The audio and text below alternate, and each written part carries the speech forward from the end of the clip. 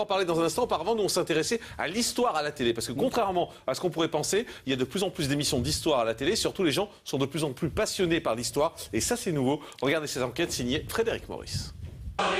Les téléspectateurs français aiment-ils qu'on leur raconte de belles histoires? Depuis plusieurs années, les émissions consacrées à l'histoire colonisent les programmes de télé. Quelle raison explique cet engouement? Quelles sont les émissions qui font de l'audience? Peut-on sortir des scoops sur des sujets dont a priori on a déjà tout dit? Il était une fois l'histoire d'une nouvelle tendance. Qui a mis la pâtée aux experts Manhattan? Qui a décoiffé les brushings impeccables des Desperate Housewives? Eh bien, c'est cet homme avec une mèche et une petite moustache. Le deuxième volet de la série Apocalypse, consacré à Adolf Hitler, avait fédéré plus de 6 millions de téléspectateurs et 22% du public l'automne dernier. Un carton qui prouve que l'histoire à la télévision est synonyme d'audience. L'Allemagne, abreuvée de discours et de manifestations grandioses, va perdre le contact avec la réalité. Quand l'Allemagne sera prête, Hitler, féroce et obstiné, l'entraînera, et le monde avec elle, dans une longue nuit, peuplée des fantômes de 50 millions de morts. Et ce qu'on attend, c'est d'entendre des histoires. On aime ça. Et le secret d'une émission d'histoire, que ce soit à la radio ou à la télévision, c'est qu'elle doit raconter quelque chose. Depuis 5 ans, l'émission Secret d'Histoire sur France 2 a ouvert la brèche et réalise elle aussi de très bons scores pendant l'été. Bonsoir. Je suis heureux de vous retrouver ce soir dans l'un des plus beaux châteaux de France, Fontainebleau. Un grand château pour un grand roi.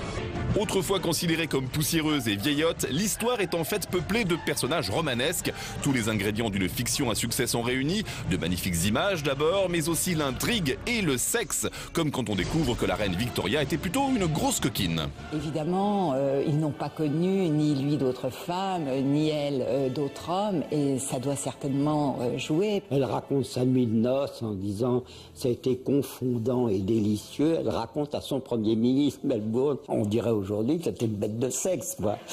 Le record d'audience de Secret d'Histoire a d'ailleurs été atteint avec François Ier, l'homme à femme par excellence, ou avec Catherine de Médicis.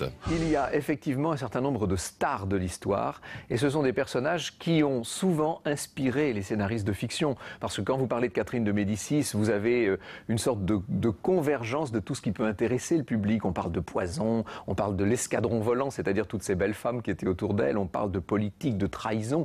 Ce sont des ressorts éternels. L'autre ingrédient de cette réussite, ce sont les reconstitutions. Évidemment, dans de nombreux cas, les images d'archives n'existent pas. L'utilisation de figurants ancre le récit dans une réalité palpable.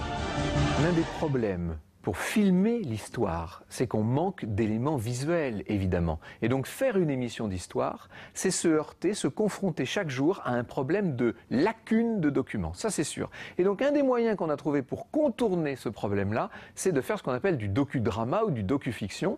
C'est-à-dire qu'on filme des scénettes qui remettent en scène un certain nombre d'événements ou certains épisodes où on crée un décor, on donne d'un personnage un détail, une main, un pied qui descend d'un carrosse, et ça donne l'impression au public qu'il participe à ce qui est en train de se passer.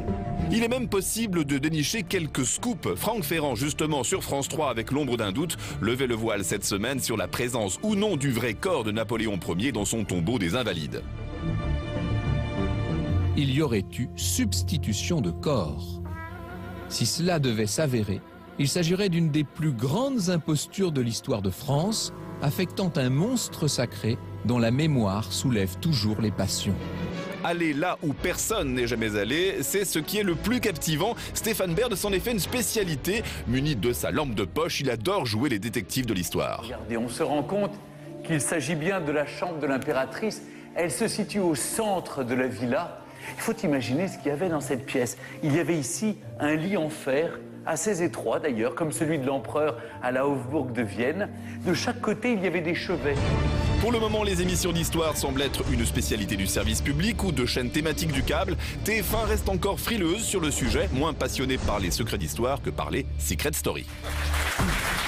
Voilà donc pour cette enquête sur l'histoire, il faut trouver des formes nouvelles pour parler d'histoire. C'est un peu ce que vous avez fait vous aussi avec ce